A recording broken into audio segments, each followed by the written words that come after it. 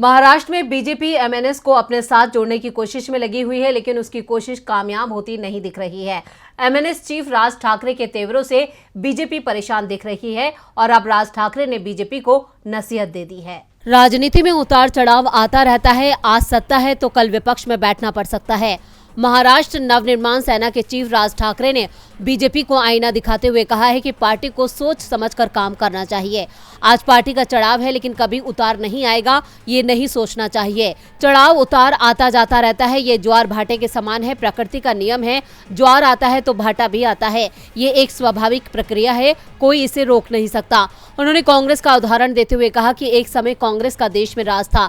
60 से 65 साल तक कांग्रेस को टक्कर देने वाला कोई नहीं था, लेकिन आज पार्टी विपक्ष में बैठी है। आज उतार है, कल चढ़ाव भी आएगा। राज ठाकरे ने मीडिया पर तंज कसते हुए कहा कि पत्रकार कहते हैं कि 2014 और 2019 में बीजेपी की जीत मोदी लहर के चलते हुई। जो पत्रकार कहता है कि मोदी लहर थी, वो पार्टी से जुड़ा पत्रकार है। उसके हाथ में एक लिफाफा होता है, सिर्फ उसी पत्रकार को मोदी लहर दिखती है और किसी को नहीं दिखती। इस दौरान राज ठाकरे ने निकाय चुनाव को लेकर शिंदे सरकार पर तंज कसा। उन्होंने कहा कि निकाय चुनाव कब होंगे पता नहीं। निकाय चुनाव को लेकर लग रहा है जैसे 10वीं में फेल हो गए हैं। पहले मार्च अप्रैल 2022 में चुनाव को लेकर बातें हो रही थी, लेकिन राज्य में सत्ता बदल गई। एकनाथ शिंदे सीएम बन गए।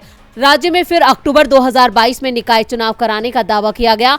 अक्टूबर निकल गया तो फिर दावा किया गया कि मार्च में चुनाव होगा। अब तो मार्च भी आधा बीतने वाला है। डीबी लाइव की रिपोर्ट।